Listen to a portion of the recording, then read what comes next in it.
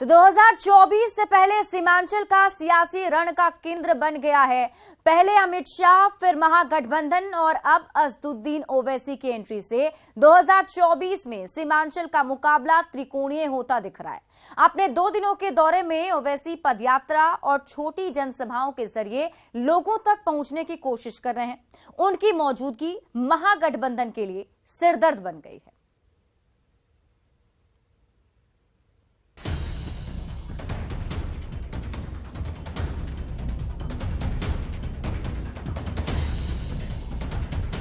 दो 2024 से पहले सीमांचल रणक्षेत्र बन गया है।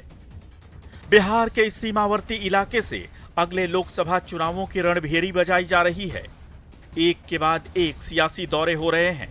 पहले अमित शाह, फिर 7 दलों का महागठबंधन और अब असदुद्दीन ओवैसी ने सियासी हलचल बढ़ा दी है। एआईएमआईएम ने सीमांचल की धरती से 2024 का चुनावी आगाज कर दिया है।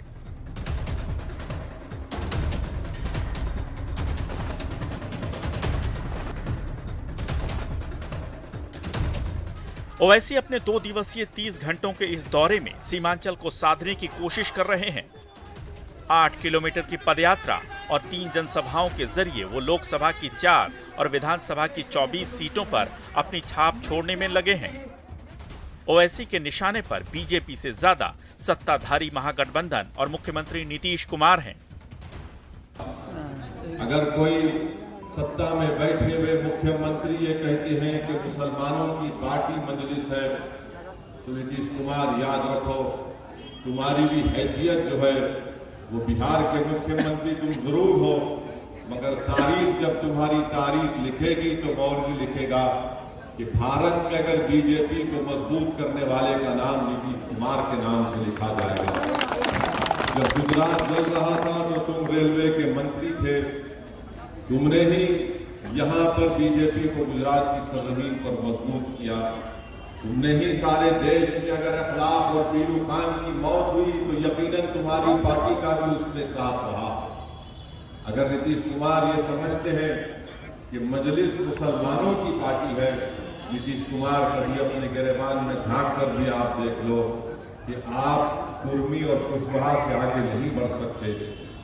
आपने मुख्यमंत्री तो आप बन गए, मगर आपने हमेशा धोखा दिया। इस दौरे में पहले किशनगंज, उसके बाद वो पूर्णिया पहुंचे। पार्टी कार्यकर्ताओं ने उनका जोरदार स्वागत किया। असदुद्दीन ओवैसी की पार्टी सीमांचल में पहले ही पैठ बना चुकी है। 2020 में 5 सीटें जीतकर उन्होंने महागठबंधन को सीधी चुनौती दी थी। हालांकि बाद में तेजस्वी यादव ने उनके 4 विधायकों को तोड़कर आरजेडी में शामिल करा दिया था। ये उनके लिए बड़ा झटका था, इसलिए वो पार्टी छोड़कर जाने वाले विधायकों पर भी खूब बरसे। और हम अपने इस मकसद से पीछे हटने वाले नहीं हैं, क्योंकि ये मजलिस के जिम्मेदारों का, अराकीन का भी इजलास है। मैं उनसे भी ये बात कहने आया हूं कि अपने हौसलों को बुलंद रखिए। हम अपने सियासी सफर को, अपनी मंजिल को हासिल करके रहेंगे। लोग आएंगे, लोग छोड़ते चले जाएंगे। एआईएमआईएम चीफ असदुद्दीन ओवैसी एक खास रणनीति के तहत सीमांचल के दौरे पर हैं। उनकी नजर सीमांचल के 4 जिलों किशनगंज, अररिया, पूर्णिया और कटिहार पर है। बीजेपी और महागठबंधन की बड़ी बड़ी रैलियों और जनसभाओं की जगह ओवैसी छोटी छोटी सभाएं और पदयात्रा के जरिए सीमांचल में पैठ बनाने में लगे हैं। वो 19 मार्च को लोहागढ़ा में कार्यकर्ता सम्मेलन करेंगे और मानुदाह में पदयात्रा भी करेंगे। पदयात्रा के बाद जनसभा को भी संबोधित करेंगे। ओवैसी के सीमांचल दौरे से सियासी पारा चढ़ गया है। इस दौरे से जहां बीजेपी खुश है, तो महागठबंधन की नींद उड़ी हुई है। केंद्रीय गृह मंत्री जी के सीमांचल दौरा के बाद बिहार में सीमांचल का दौरा चल चुका है। कभी महागठबंधन के लोग तो कभी ओवैसी, ये सब लोग कहीं न कहीं मुस्लिम तुष्टीकरण और मुस्लिम वोटों को इस्तेमाल करने के लिए, ठगने के लिए ये लोग दौरा बना रहे हैं। सीमांचल के पिछड़ेपन को दूर करने की दिशा में जो बिहार सरकार के द्वारा सार्थक पहल की जा रही है, उसको केंद्र सरकार के द्वारा रुकावट पैदा किया जा रहा है और अब भारतीय जनता पार्टी को ये बात समझ में आ गई है कि सीमांचल में उनकी दाल गलने वाली नहीं है, इसीलिए उन्होंने अपने बी टीम का सहारा लेने का काम किया है। भारतीय जनता पार्टी ने जब सीमांचल को अपने नफरत की राजनीति की प्रयोगशाला बनाने की कोशिश शुरू की, अमित शाह का दौरा हुआ, उसी के बाद कांग्रेस और कांग्रेस के साथियों ने इस बात को ठान ली कि हम सीमांचल में गांव-गांव तक जाएंगे और सीमांचल के अपने भाइयों को इस बात से आगाह करेंगे कि कुछ भी हो जाए, हम सीमांचल की वो गंगा जमनी तहजीब को बरकरार रखेंगे। और जो हमें डर था वही हुआ। अब अमित शाह के बाद उनकी बी टीम के कैप्टन बैरिस्टर ओवैसी वहां बीजेपी और आरएसएस के एजेंडा को आगे बढ़ाने पहुंच गए हैं। सीमांचल में सियासी दलों की अति सक्रियता बताती है कि ये इलाका पॉलिटिकली कितना अहम है। यह तय है कि ओवैसी की इस यात्रा से बिहार की, खासकर सीमांचल की सियासत गर्म होने वाली है। उनकी एंट्री से सीमांचल में मुकाबला त्रिकोणीय हो जाएगा। यह माना जा रहा है कि सीमांचल में ओवैसी जितने मजबूत होंगे, आरजेडी उतना ही कमजोर होगी।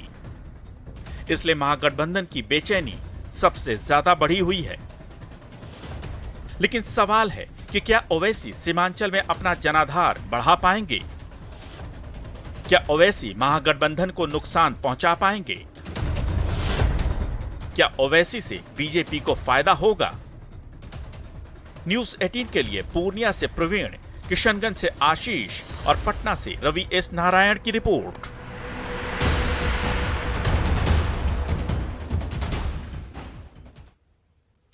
महागठबंधन ने पिछले महीने पूर्णिया के उसी रंगभूमि मैदान में अपनी ताकत दिखाने की कोशिश की थी, जहां से केंद्रीय गृह मंत्री अमित शाह ने पिछले साल 2024 का चुनावी बिगुल फूंका था। इसके बाद अब ओवैसी उसी सीमांचल से अपना चुनावी आगाज कर रहे हैं। सवाल है क्यों? आखिर 2024 से पहले सीमांचल पॉलिटिकल बैटल ग्राउंड क्यों बन गया है? क्या वजह है कि सीमांचल में बार बार पॉलिटिकल स्ट्राइक हो रही है? इसे समझने के लिए सीमांचल के सियासी गणित को समझना होगा।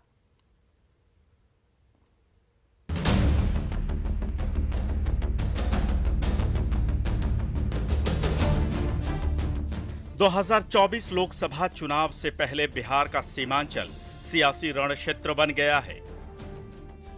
मुकाबले को त्रिकोणीय बनाने के लिए लगातार सियासी दौरे हो रहे हैं।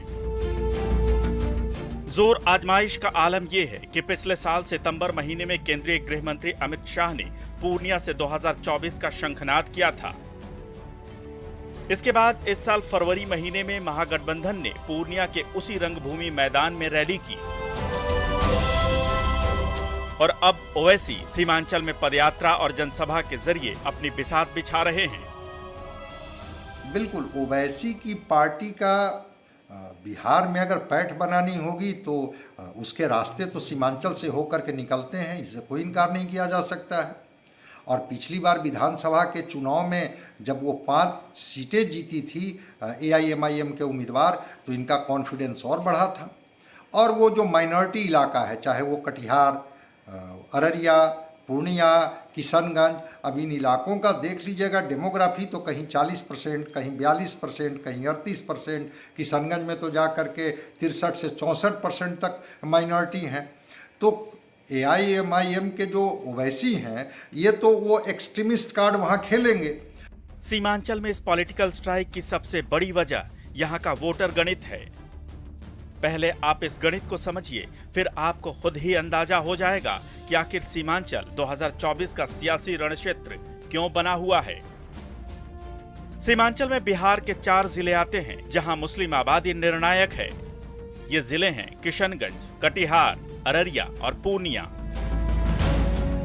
बिहार में कुल मुस्लिम वोटर 16% हैं, जबकि सीमांचल के सिर्फ इन 4 जिलों में 41.75% मुस्लिम वोटर हैं।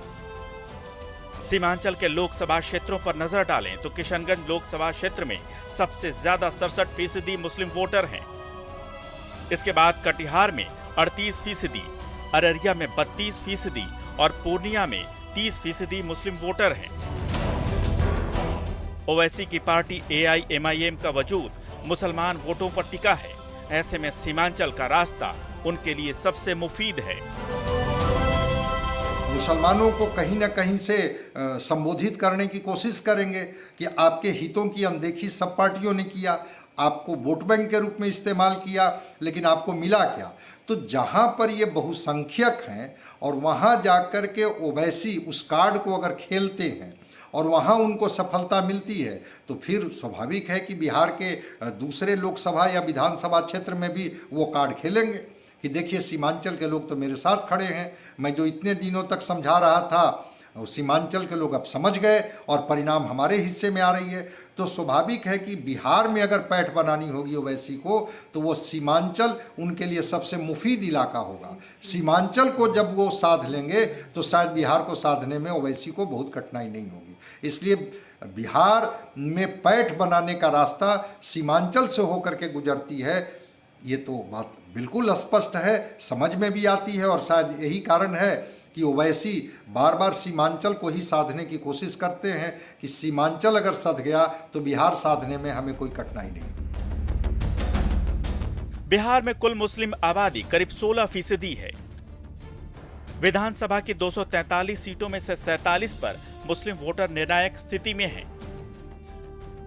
इन 47 सीटों पर मुस्लिम आबादी 20 से 40% के बीच है। 7 सीटों पर मुस्लिम आबादी 30% से ज्यादा है। 11 सीटों पर मुस्लिम वोटर 40% से ज्यादा हैं। सीमांचल के सिर्फ 4 जिलों में 41.75% मुस्लिम वोटर हैं। निश्चित रूप से सीमांचल में अगर ध्रुवीकरण होगा तो इसका लाभ भारतीय जनता पार्टी को मिलेगा, इससे कौन इनकार कर सकता है। ध्रुवीकरण किन का? ध्रुवीकरण उस माइनॉरिटी का।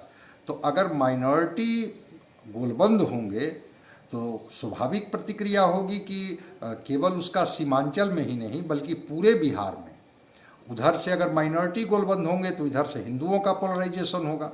और वो हिंदू जिसको कि महागठबंधन या अन्य पार्टियां अगड़ा, पिछड़ा, ओबीसी, ईबीसी, दलित में बांटती है, वो फिर सब पोलराइज्ड हो जाएंगे। और वो पोलराइज जो होंगे वो उस कम्युनल बेसिस पर हो जाएंगे कि अगर उधर मुस्लिम पोलराइज हो रहे हैं तो इधर हिंदू पोलराइज होंगे। स्वाभाविक है कि हिंदू पोलराइज जब होंगे तो इसका फायदा सीधे सीधे भारतीय जनता पार्टी को मिलेगी।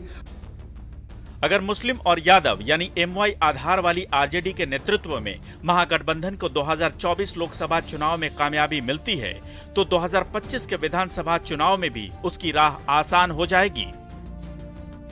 लेकिन इस इलाके में असदुद्दीन ओवैसी की पार्टी AIMIM के उभार से महागठबंधन की चिंता बढ़ी हुई है। Bureau report, news 18।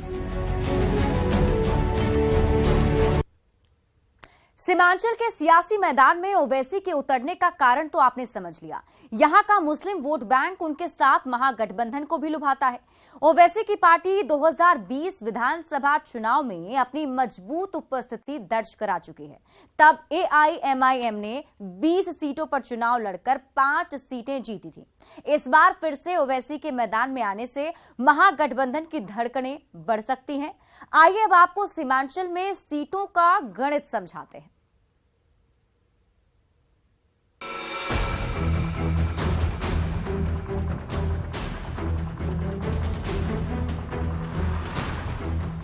AIMIM Seemanchal में अपनी पैठ पहले ही बना चुका है। अब असदुद्दीन ओवैसी के सामने अपनी पार्टी के विस्तार से ज्यादा बड़ी चुनौती बिहार में हासिल अपनी इसी सियासी जमीन को बचाने की है। दूसरी तरफ तेजस्वी यादव भी इस इलाके में अपने वर्चस्व को बरकरार रखना चाहते हैं। यही कारण है कि ओवैसी को बिहार में कमजोर करने के लिए तेजस्वी यादव ने AIMIM के घर में ही सेंधमारी कर दी थी और उनके 4 विधायकों का पाला बदलवाकर आरजेडी में शामिल करवा लिया था। रात के अंधेरे में काम करने वालों को रोशनी से बड़ा डर लगता है। पेट में ऐठन हो गई लालू जी के बेटे की, पेट में ऐठन हो गई नीतीश कुमार की, पेट में ऐठन हो गई फिरका परस्तों की। उसने इन 4 को खरीद दिया। उनके खरीदने का गम नहीं, मुझे इस बात का गम है कि सीमांचल का बेटा जिसकी माँ बीमार हो, जिसके बाप के कफन के कपड़े कट पड़ा हो, जहाँ मासूम बच्चे दवाओं से महरूम हो, वो गद्दार कैसे बिक गया। इनके बिकने पर हैरत है। इन बिकाऊ लोगों के खिलाफ आपको अगर इंसाफ लेना है अपनी नस्लों के लिए, अपनी नस्लों के इंसाफ लेना है तो गैरत हमारे दरमियान में जिंदा रहनी चाहिए और इन लोगों से इसका बदला लेना चाहिए। ये बात महागठबंधन के नेता भी समझते हैं कि बिहार में ओवैसी के मजबूत होने का सीधा लाभ बीजेपी को होगा। 2020 बिहार विधानसभा चुनाव और इसके बाद सभी उपचुनावों के नतीजे इसके प्रमाण हैं।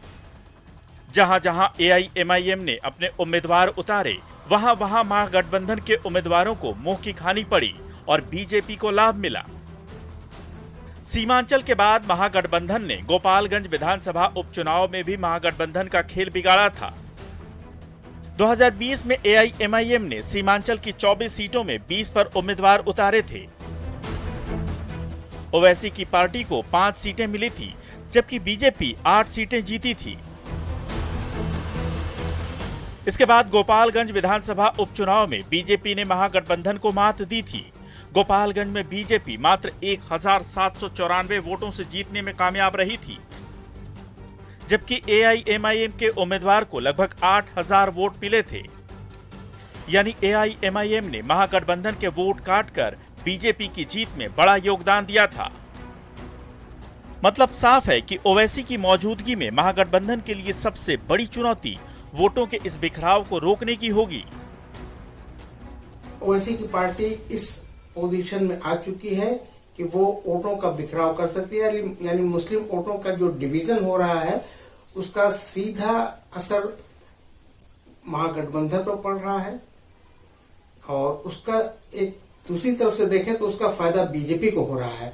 अब इसे रोकने के लिए गठबंधन को जो खासतौर से आरजेडी को, क्योंकि आरजेडी का वो गढ़ रहा है, आरजेडी को अपना जो एमवाई कॉम्बिनेशन है, जो उसकी एक स्ट्रांग कंस्टिट्यूएंसी है और वोट बैंक है, उसे सुदृढ़ करना पड़ेगा, उसे मजबूत करना, और उसमें जो बिखराव हो रहा है उसको रोकने की कोशिश करनी पड़ेगी, क्योंकि यही एक तरीका है जो उसे रोक सकता है। वरना मुस्लिम वोटों का बिखराव उसके लिए बहुत ही नुकसानदेह साबित हो रहा है।